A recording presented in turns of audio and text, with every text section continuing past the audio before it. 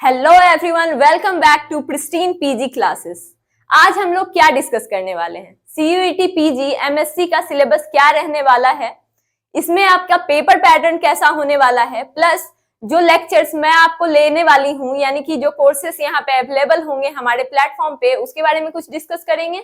और भी बहुत सारी डिटेल्स हैं जो कि हम लोग, जैसे कि बुक की लिस्ट हो गई, एमएससी पीवाईक्यू के बारे में कुछ कुछ बेसिक डिटेल्स जो है जो कि आप बच्चे नहीं जानते हैं और उलझ के रह जाते हैं एग्जाम में कि किस तरीके से क्या चीजें कब शुरू करनी चाहिए, कब कहाँ खत्म करनी चाहिए। तो ये सारी डिटेल्स मैं आज आपसे शेयर करूंगी और एमएससी में आपको क्या क्या सब्जेक्ट पढ़ने होते हैं ये सारी चीजें भी बताऊंगी। तो चलिए सबसे पहले बात करते हैं कि हमारे इस प्लेटफॉर्म पे क्या क्या चीजें अवेलेबल हैं। तो एमएससी में अगर आप चाहते हैं कि आगे आप तैयारी और अच्छे से करें तो हमारे पास जूलॉजी है, बॉटनी है, लाइफ साइंस है, फिजिक्स है, इन्वायरमेंटल साइंस है, जो कि एमएससी के अंडर आते हैं और ये आप कोर्सेज परचेज कर सकते हैं। 50% ऑफ भी चल रहा है बच्चों। एमए में आपके पास हिस्ट्री मिल जाएगा, इकोनॉमिक्स मिल जाएगा, पॉलिटिकल साइंस मिल जाएगा और बीएड में कॉमन बीएड है जिसमें आपको सोशल साइंस भी मिल जाता है, साइंस भी मिल जाता है, मैथ्स भी मिल जाता है और लैंग्वेज भी है। तो आपको ज्यादा देर नहीं करना है क्योंकि 50% का जो ऑफ है ये सिर्फ स्टार्टिंग के फर्स्ट 10 स्टूडेंट्स को ही मिलेगा और प्रिस्टीन क्लासेस के ऐप को डाउनलोड करके आप इस जर्नी की शुरुआत कर सकते हैं। एक्सप्लोर कीजिए हमारे ऐप को और बहुत सारी डिटेल्स आपको वहां से भी मिल जाएंगी। तो चलिए इस सेशन को स्टार्ट करते हैं और A to Z इंफॉर्मेशन हम लोग डिस्कस करेंगे। तो चलिए, एमएससी फिजिक्स जो है, अब देखिए यहाँ पे सब्जेक्ट में मैंने सबसे पहला क्या लिखा है, एमएससी फिजिक्स, यानी कि इसमें फिजिक्स भी है, केमिस्ट्री भी है, जियोलॉजी है, जूलॉजी है, बॉटनी है। बहुत सारे बच्चे कंप्यूटर साइंस के भी होते हैं, वो भी एमएससी कर सकते हैं। इसके अलावा बायोकेमिस्ट्री है, एमएससी जियोफिजिक्स से भी आप कर सकते हैं, इन्वायरमेंटल साइंसेज हैं, लाइफ साइंसेज हैं और माइक्रोबायोलॉजी है। इस प्लेटफॉर्म पे जिसकी तैयारी मैं आपसे करवाऊंगी वो है botany, life science, zoology and environmental science. चलिए आगे बात करते हैं कि पेपर पैटर्न या एलिजिबिलिटी आपकी क्या रहने वाली है, सब कुछ अच्छे से समझेंगे। तो सबसे पहले एलिजिबिलिटी क्राइटेरिया देख लेते हैं कि कौन से बच्चे इस एग्जाम में अपीयर कर सकते हैं, यानी कि आप एमएससी करना चाहते हैं या एमए करना चाहते हैं, कोई भी बच्चे हैं जो सीयूईटी पीजी का एग्जाम देना चाहते हैं, तो एलिजिबिलिटी आपकी सेम ही रहने वाली है। या तो आप अपीयरिंग स्टूडेंट्स हो सकते हैं, यानी कि ग्रेजुएशन में आपका लास्ट ईयर हो। इसके अलावा अगर आपने पास भी कर रखा है तो आप इसका एग्जाम बिल्कुल दे सकते हैं। इसके अलावा जब आप एग्जाम का फॉर्म भरते हैं तो जो बच्चे पास हो चुके हैं एग्जाम में उनको 50% एग्रीगेट मार्क्स इसमें होने चाहिए। इसके अलावा जो बच्चे अगर पास आउट अभी नहीं है, आगे चल के हो जाएंगे, तो एडमिशन के टाइम पे ये देखा जाएगा कि आपका एग्रीगेट ग्रेजुएशन में 50% मार्क्स से अबव है या नहीं। इसके अलावा 5% रिलैक्सेशन भी है इसमें। चलिए आगे बढ़ते हैं, आपका एग्जाम किस तरीके से लिया जाता है, एग्जाम के बारे में सारी डिटेल्स को समझेंगे। तो बच्चों, आपका जो मोड ऑफ एग्जामिनेशन होने वाला है वो क्या है, कंप्यूटर बेस्ड टेस्ट, यानी कंप्यूटर पे आपको प्रश्न मिल जाएंगे, आपको एक पेपर दे दिया जाएगा जिसमें आप रफ वर्क कर सकते हैं, लेकिन सारे आंसर्स आपको कहाँ देने हैं, कंप्यूटर के स्क्रीन पे ही सारा क्वेश्चन है, कीबोर्ड का यूज करके सारे आपको आंसर्स फिल करने हैं। एमसीक्यू टाइप क्वेश्चंस आ जाते हैं, इसमें भी बहुत सारे टाइप्स आपको मिल जाएंगे, वो सब्जेक्ट पे भी डिपेंड करता है। कॉम्प्रिहेंशन वाले क्वेश्चन हो सकते हैं, correct incorrect, match the following, statement based questions. तो ये सारी कुछ चीजें हैं जो कि आपको एमसीक्यू में हर जगह देखने को मिल जाती हैं। इसके अलावा मीडियम जो होगा, यानी कि मीडियम ऑफ पेपर, यानी कि जो भाषा आप समझते हैं, लैंग्वेज क्या होती है, हिंदी या इंग्लिश, तो इंग्लिश में भी पेपर हो सकता है या हिंदी में भी पेपर हो सकता है, आपको दोनों लैंग्वेज में पेपर मिल जाता है। इसके अलावा एज लिमिट की अगर मैं बात करूं तो नो एज लिमिट है, लेकिन हमने क्या पढ़ा, स्टार्टिंग में ही मैंने आपको बताया कि जो भी बच्चे पास कर चुके हैं ग्रेजुएशन या फिर अपीयरिंग है वो लोग अप्लाई कर सकते हैं। तो एज लिमिट आपकी तब से लेकर के आप, अगर आपने पास कर लिया है तो फिर आगे आप इसको दे सकते हो, यानी ग्रेजुएट हो अगर आप या ग्रेजुएशन के फाइनल ईयर में है तो आराम से फॉर्म भर सकते हो बच्चों।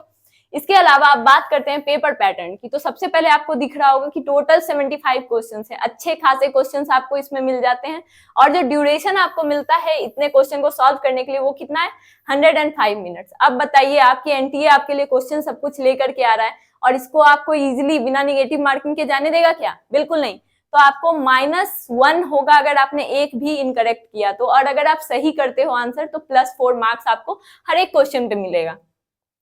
चलिए अब बात करते हैं जूलॉजी के सिलेबस की। एमएससी जूलॉजी में आपका क्या सिलेबस रहने वाला है, तो देख लीजिए, सेल बायोलॉजी है, बायोकेमिस्ट्री है, मॉलिक्यूलर बायोलॉजी है, इकोलॉजी है, इवोल्यूशन है। ये जो स्टार्टिंग के मैंने 5 यूनिट्स बोले आपके, तो ये मेजॉरिटी ऑफ, अगर आप बॉटनी में जाओ या लाइफ साइंस पढ़ो, ये सब में कॉमन रहेंगे। यानी कि इसको मैं दोबारा नहीं बताऊंगी, ये मैंने आपको पहले ही बता दिया। ये सारे यूनिट्स क्या रहने वाले, कॉमन रहने वाले हैं, आपको सब में ही पढ़ना है। इसके अलावा इम्यूनोलॉजी आप इसमें पढ़ते हो, जेनेटिक्स भी कॉमन एक यूनिट है, बायोटेक्निक्स भी आजकल आपको सब में पढ़ना पड़ रहा है। तो अगर मैं इकोलॉजी के कुछ पार्ट्स को अगर हटा भी दूं तो भी मतलब ओवरऑल हम ले करके चल सकते हैं कि ऊपर के 4 यूनिट्स और नीचे के ये 2 यूनिट्स जो हैं ये आपको आएंगे ही आएंगे, हर एक, जो भी आप बॉटनी दो, जूलॉजी दो, लाइफ साइंस दो।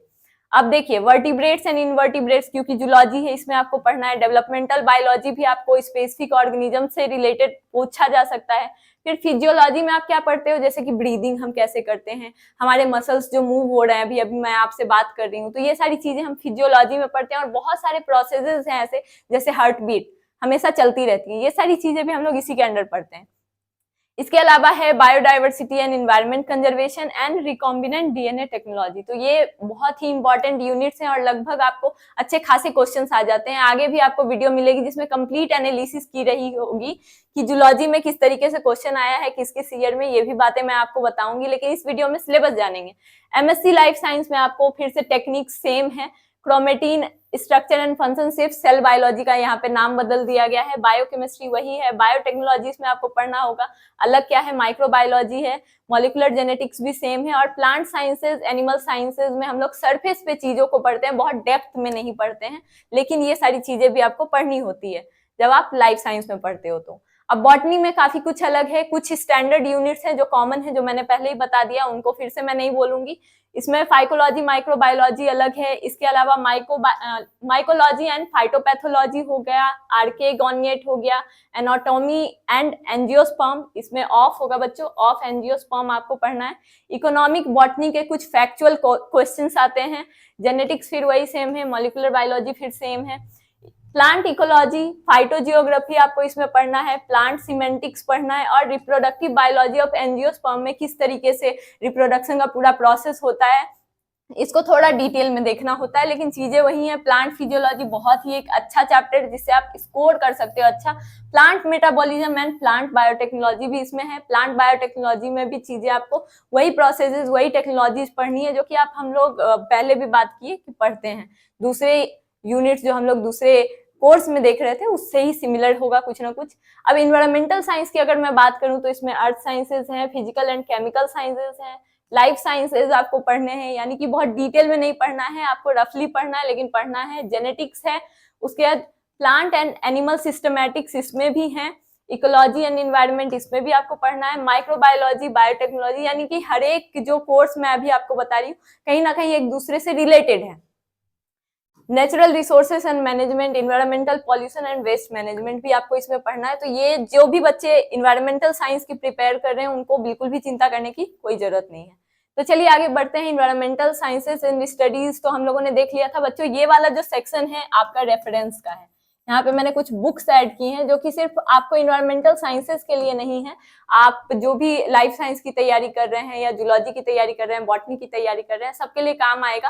तो आप ये कुछ बुक हैं यहाँ पे देखिए, टेक्स्ट बुक ऑफ बॉटनी है सिंह पांडे जैन की, एनसीईआरटी 11-12 फाउंडेशन के लिए इंपॉर्टेंट है, इसलिए मैंने इसको लिख करके रखा है।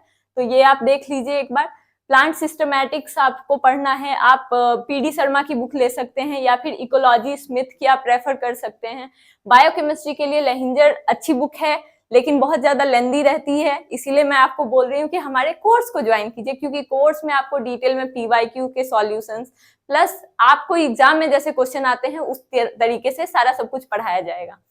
सेल बायोलॉजी के लिए कार्प एंड लॉडिस की बुक अच्छी है। कॉर्डेट जूलॉजी के लिए जॉर्डन एंड वर्मा है, कॉटपाल है। इसके अलावा डेवलपमेंटल बायोलॉजी जो है इसमें गिलबर्ट बहुत अच्छी बुक है। और पाथ फाइंडर से कुछ यूनिट्स आप सीख सकते हो, पढ़ सकते हो, जैसे कि इकोलॉजी, इवोल्यूशन, बायोकेमिस्ट्री, इसमें बहुत प्रिसाइज फॉर्म में दी हुई है, तो आप इसके थ्रू भी जा सकते हो।